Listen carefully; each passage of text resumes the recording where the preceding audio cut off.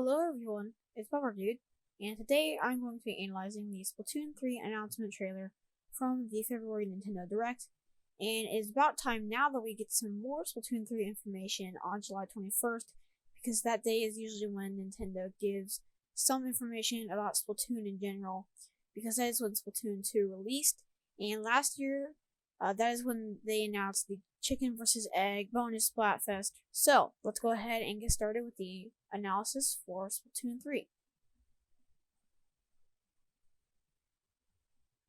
At the beginning here, we can see this desert area, which is called the Splatlands, and there is a city within the Splatlands called Splatsville, which we'll talk about more later. So you can see here some buses or trams that are wrecked and rusted, and you can see what looks to be like a gate over here and some other rusted things around, including another car and some rocks.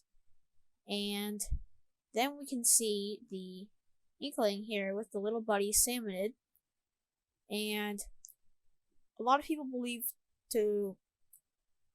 and they can see that once the Inkling takes off the hood and whatnot, you can choose the species of your character, whether it's Inkling or Octoling.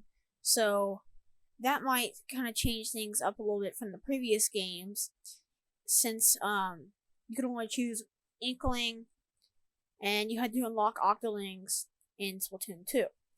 So you can pick skin tone here, and you can also see that when they select eyes, there's a lot more eye color choices, including choices that have multiple colors for the iris and the outer color and a lot of different things. So also there is the hair options, and it looks like you can use any of the hairs for Inkling on either male or female Inklings, except you cannot use Octoling hairstyles on Inklings. So you can also choose leg wear, which there is a lot of. Compared to Splatoon 2, there was only a few leg wear options, so there's a lot more now. You can choose a lot of different things, and you can also see the Inkling has what looks to be like a bow and arrow. I predict it's probably going to be called the Splat Bow, with probably some other variations from different weapon brands. So you can also choose the hair of your little buddy Salmonid. So there are what looks to be 7 different options, which are really cool. So we don't know how he's going to work and what he's going to do. Maybe he'll be a part of the story mode, but we don't really know yet. So he's an interesting addition to the Splatoon 3. And you can also see here what looks to be the Eiffel Tower, not the battle tower from Splatoon 1, because the structure is a little bit different. So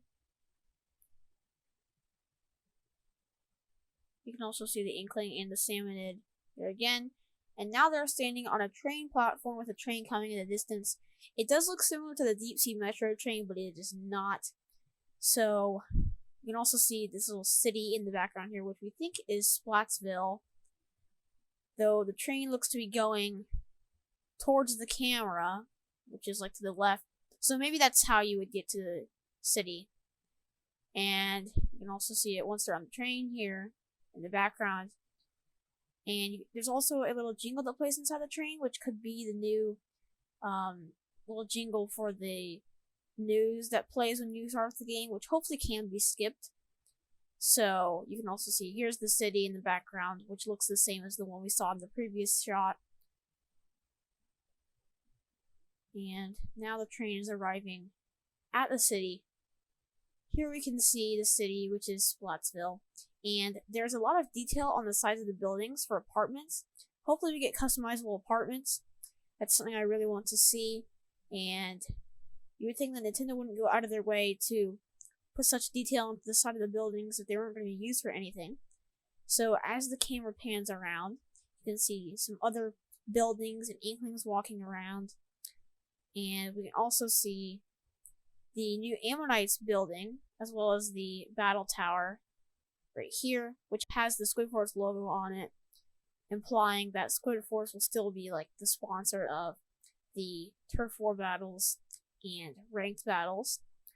So you can see another shot of it right here with a motor scooter and another truck here with some jellyfish guys. This one has his head all stretched out.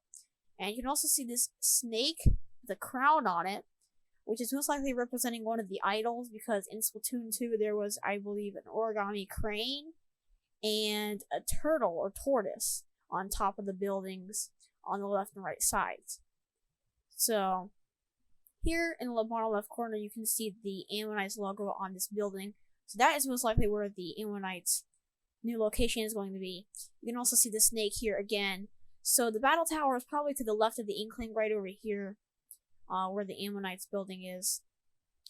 So you can also see some things in the background right here, which you can't really make out. So there's a lot going on in this shot. And here you can see the Splatoon 3 logo, which looks really cool with the yellow and purple. And then it switches over to some battle footage showing the new respawn system right here with these floating, what looks to be like coffee or espresso makers or something like that, with a little respawn icon on there. This Inkling is actually hanging on to one of the handles here, and they're floating. And you can see the other team pop out of theirs. And here you can see how the new system works, where you can launch anywhere you want onto the field within the area close to the old spawn point, which is covered right here. So it would kind of make sense that they cover it up, since it's probably not going to be used at all. So you'd still see it there. And you can see the Inklings launch onto the battlefield from the respawn points. And you can see the new splat bow in action right here. You can also see the squid roll right here, where the squid goes in the ink and then they go in the opposite direction into like a roll. And also the squid surge, where the Inkling climbs to the wall and shoots up in the air and follows it up with an attack.